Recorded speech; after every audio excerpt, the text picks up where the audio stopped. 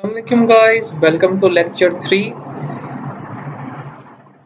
इस ट्यूटोरियल में हम देखेंगे कि वर्डप्रेस का डायरेक्टरी स्ट्रक्चर क्या है। मतलब कि जो वर्डप्रेस इंस्टॉल करते हैं तो कुछ फोल्डर्स साथ आते हैं और कुछ फाइल्स साथ आती हैं, तो उसका पर्पस क्या है और कौन सी फाइल किस चीज़ के लिए ज़रूरी होती है, तो हम इस चीज़ को देखेंगे। उसके अलावा देखेंगे कि कौन सी फाइल में हम चेंजेस कर सकते हैं और वो चेंजेस क्या होती हैं और कैसे वो चेंज होती हैं, तो हम ये चीज़ देखेंगे। हम देखेंगे कि थीम कहाँ पर इंस्टॉल होते हैं, क्योंकि वर्डप्रेस जो भी लेआउट होता है तो एक थीम की बेस पर होता है। वो देखेंगे कि हम थीम कहाँ पर इंस्टॉल होते हैं और वर्डप्रेस की कोर फाइल कौन सी होती हैं, इमेजेस और प्लगइन्स कहाँ पर अपलोड होती हैं। तो इस वीडियो में हम ये चीज़ देखेंगे। ये जानने के लिए ये वीडियो एंड तक लास्ट में देखिएगा। इस ट्यूटोरियल में हम देखेंगे कि वर्डप्रेस का डायरेक्टरी स्ट्रक्चर कैसा है। ठीक है, तो सबसे पहले हम देखेंगे डायरेक्टरी स्ट्रक्चर। तो ये htdocs में ये जो हमने वर्डप्रेस इंस्टॉल की थी, ये उसका फोल्डर है। ठीक है, तो बेसिकली जब हम वर्डप्रेस को इंस्टॉल करते हैं तो हमारे पास इस फोल्डर में से एक फाइल मिसिंग होती है, वो जो जो कि है wp-config की फाइल। अगर आप जिप फाइल को देखें तो यहाँ पे जिप फाइल है, वर्डप्रेस का फोल्डर है। तो यहाँ पे देखें आप wp-config सैंपल की फाइल पड़ी है, लेकिन wp-config की फाइल नहीं पड़ी, मिसिंग है। तो ये बहुत मेन फाइल होती है। इसका पर्पस अब देखते हैं कि इसका पर्पस क्या है। wp-config फाइल अगर प्रेजेंट नहीं होती तो वर्डप्रेस कहता है कि आप इसको वर्डप्रेस इंस्टॉल नहीं है तो आप वर्डप्रेस इंस्टॉल करें। अगर ये wp-config फाइल नहीं है तो इसको ओपन करके देखते हैं इसमें क्या है। ये बेसिकली मैंने एक सॉफ्टवेयर इंस्टॉल किया है नोटपैड प्लस प्लस कोडिंग के लिए, बेसिक कोडिंग के लिए। तो ये बहुत बेस्ट है और लाइट वेट है, तो आप इसको डाउनलोड कर सकते हैं, नोटपैड प्लस प्लस। ठीक है, तो ये सबसे टॉप पर आप इसको डाउनलोड कर सकते हैं। ठीक है, ये बहुत अच्छा सॉफ्टवेयर है बेसिक कोडिंग के लिए। तो अब ये मैंने फाइल ओपन की है। अब यहाँ पे देखें आप, सबसे पहले हमारे पास यूज़र नेम आ रहा है, डीबी नेम आ रहा है। तो डेटाबेस नेम जो कि हमने वहाँ पे इंस्टॉल करते वक्त दिया था, तो ये ऑटोमेटिकली फाइल बनी है और ये ऑटोमेटिकली यहाँ पे राइट हो गया। ठीक है, तो जब हम वर्डप्रेस इंस्टॉल करते हैं ये वाली फंक्शनैलिटी ऑटोमेटिकली हो जाती है। ठीक है, database name, user name, password और होस्ट नेम। और एक और चीज़ हमने वहाँ पे ऐड की थी, प्रीफिक्स। तो बेसिकली ये सिक्योरिटी पर्पस के लिए है, तो हम कुछ भी इसमें चेंजेस नहीं करेंगे। इन फ्यूचर जब हम माइग्रेट करेंगे तो हमें ये चीज़ चेंज करनी पड़ेगी जस्ट। और प्रीफिक्स प्रीफिक्स अगर ना भी चेंज करें तो आपकी मर्जी है। तो ये प्रीफिक्स, अब प्रीफिक्स अगर आप देखें WPBW है। तो अगर मैं ये वेबसाइट को ओपन करूं, तो जब हमने वर्डप्रेस इंस्टॉल की थी तो ये हमारे पास बेसिक टेबल हैं जो वर्डप्रेस इंस्टॉल करने के बाद आते हैं। ठीक है, तो हम देखेंगे वन बाय वन टेबल्स का मतलब क्या होता है, लेकिन फर्स्ट हम देखेंगे डायरेक्टरी स्ट्रक्चर क्या है और कैसे काम करता है। तो WPBW, तो ये बेसिकली प्रीफिक्स होता है। जो भी टेबल नेम है उससे पहले ये एक प्रीफिक्स ऐड हो गया। ठीक है, जो कि हमने खुद ऐड किया था। तो सबसे इम्पोर्टेंट फाइल ये होती है क्योंकि इसमें डेटाबेस की डिटेल होती है। ठीक है, तो यहाँ पे अब हम क्या करते हैं, और ये हमारे पास वेबसाइट का यूआरएल है। अगर मैंने कोई भी फाइल इसमें एक्सेस करनी है तो जस्ट मैं क्या करूँगा, वेबसाइट स्लैश के आगे उस फाइल का नेम दे दूँगा। जैसे कि अब मैंने readme.html फाइल एक्सेस करनी है तो मैं करूँगा readme.html। ठीक है, html जो कि एक्सटेंशन है। और अगर मैंने license.txt की फाइल एंड ओपन करनी है तो मैं लिख दूंगा license.txt। ठीक है, तो ये फाइल ओपन होगी, वेबसाइट का फोल्डर, आगे उसका टेक्स्ट। तो ये इसका मेन फाइल इसमें wp-config की फाइल है। अब अगर आप देखें कि हमने जो एडमिन पैनल ओपन किया था वो wp admin से ओपन किया था। ठीक है, इससे भी एडमिन पैनल ओपन हो जाता है। अगर मैं लिखूं wp login.php, जो कि मेरे पास ये वाली फाइल है, ये वाली फाइल, इससे भी हमारे पास एडमिन पैनल ओपन हो जाएगा। तो मैं एंटर करता हूँ, ये देखिए हमारे पास एडमिन पैनल ओपन हो गया।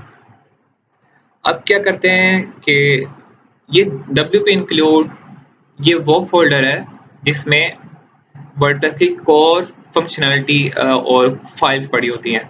इससे हमारा इन फ्यूचर ऑलमोस्ट कोई लिंक नहीं पड़ेगा। तो जब हम कस्टमाइजेशन कोई हाई लेवल की करेंगे तो तब इसका लिंक होता है, लेकिन बेसिक हमें अभी इसकी ज़रूरत नहीं है। तो ये कोर फोल्डर वर्डप्रेस का ये है, और जो wp एडमिन है वो ये है। ठीक है, जो हमारे पास लेआउट है वो सब कुछ इसी में है, wp एडमिन। तो ये हमारे पास बेसिक फाइल्स हैं, ये wp include core फाइल्स, और ये wp admin जो हमारे पास यहाँ पे डैशबोर्ड ओपन होता है, ये वाला जो डैशबोर्ड है, ये लेआउट जो भी है ये wp admin के थ्रू है। ठीक है, अब मैं डैशबोर्ड को ओपन करता हूँ और ये ठीक है, तो ये डैशबोर्ड आ गया मेरे पास। वन थिंग यहाँ पे देखिए आप PHP का वर्जन ओल्ड है।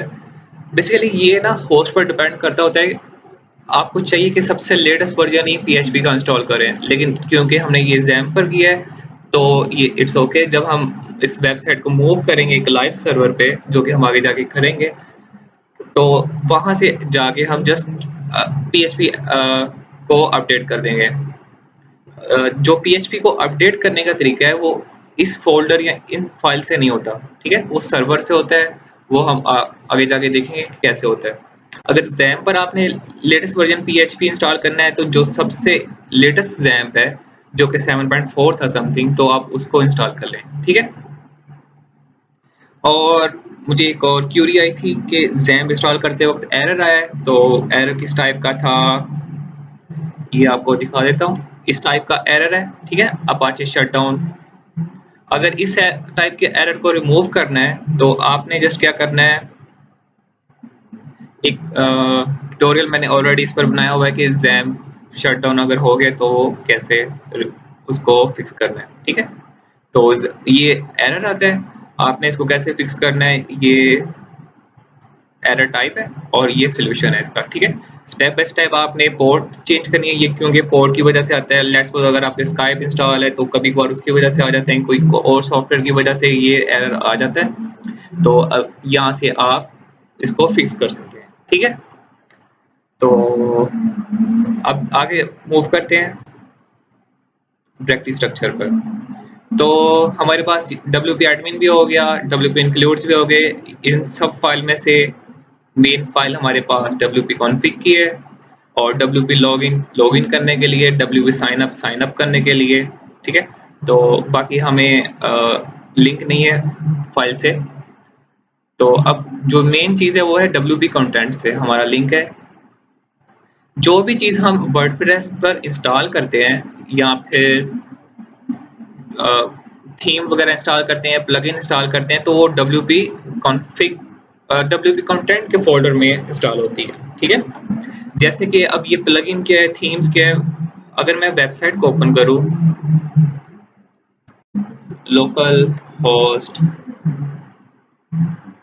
ब्लॉग वेब, तो ये मेरे पास जो वेबसाइट है ये एक थीम है।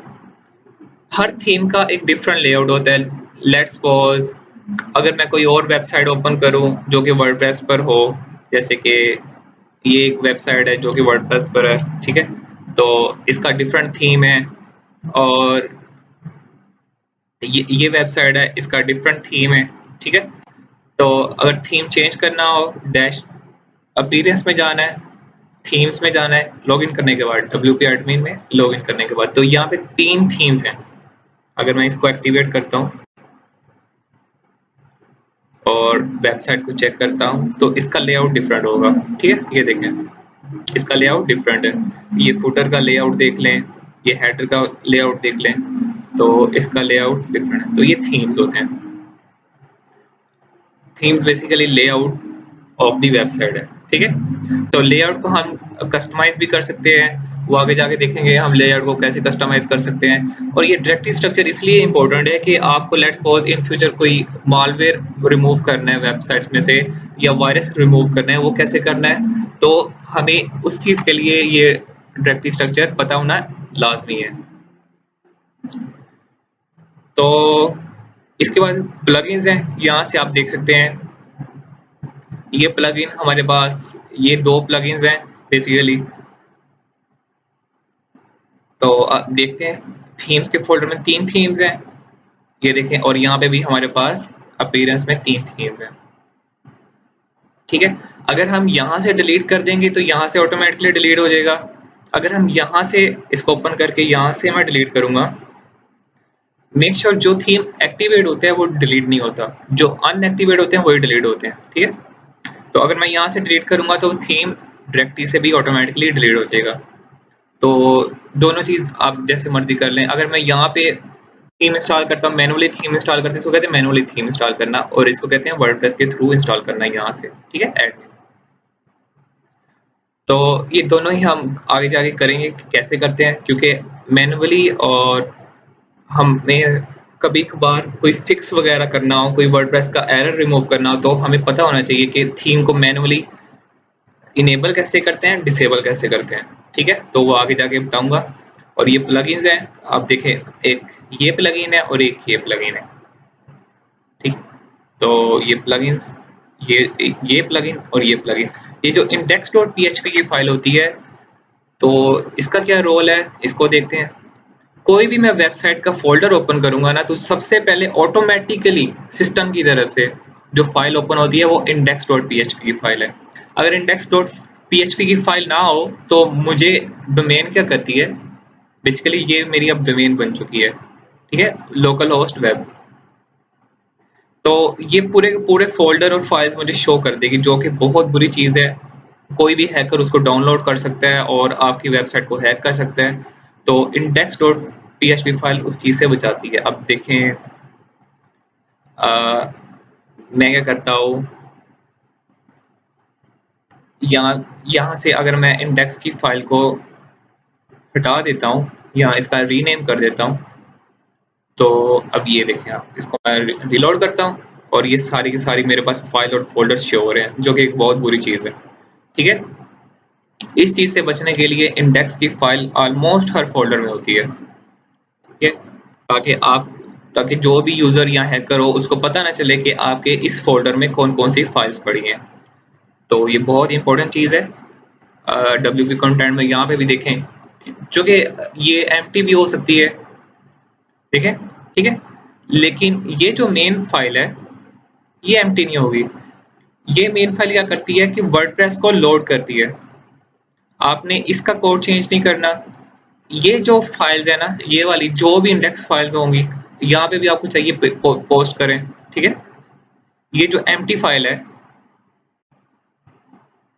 ठीक है?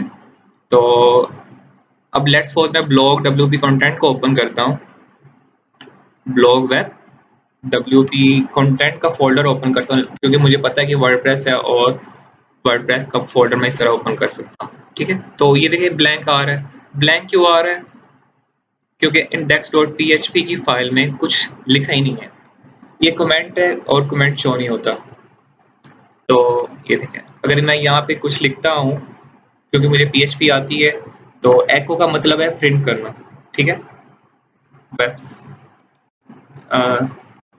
you don't have permission to access this folder or page, ठीक है? तो अब ये देखता हूँ, जब मैं इसको रीलोड करूँगा तो ये मेरे पास एरर आ रहा है, ठीक है? तो मैं क्या करता हूँ कि इस फाइल को मैं इस फ़ोल्डर में भी पेस्ट कर देता हूँ, ताकि अपलोड का फ़ोल्डर कोई भी ओपन करे उसको कुछ भी शो ना हो। यहाँ पे भी कर देता हूँ, यहाँ पे भी कर देता हूँ। ये जस्ट फॉर सिक्योरिटी पर्पज़ है, ठीक है? थीम्स में ऑलरेडी है, ठीक हो गया। प्लगइन में ऑलरेडी है। तो ये मेन चीज़ों पे आपको मेक श्योर आपने यहाँ पर नहीं करना। आपने बस ये जो मेन चीज़ जगह थी, आपने वहाँ अपलोड कर देना है, ठीक है? जब आपको पता चल जाएगा कि इंडेक्स फाइल का मतलब क्या होता है, तो जब आपको पता चल जाए कि इस चीज़ को कैसे यूज़ करना है, तब आप अपने एक्सपीरियंस के मुताबिक इसको यूज़ कर सकते हैं। Thank you for watching my video. If you have any question, then you can ask me in comment, so I will give reply. अगर आपको कोई भी इशू हो तो आप मैं जो लाइव सेशन अरेंज करूँगा आप उसमें भी मुझसे डायरेक्टली पूछ सकते हैं, ताकि आपके जो भी क्वेश्चंस हो उसको मैं डायरेक्टली आपको आंसर कर सकूँ। और please like my video and subscribe my channel and click on the bell icon, ताकि आपको जो भी न्यू वीडियो आए वर्डप्रेस पर उसका आपको नोटिफिकेशन आ सके।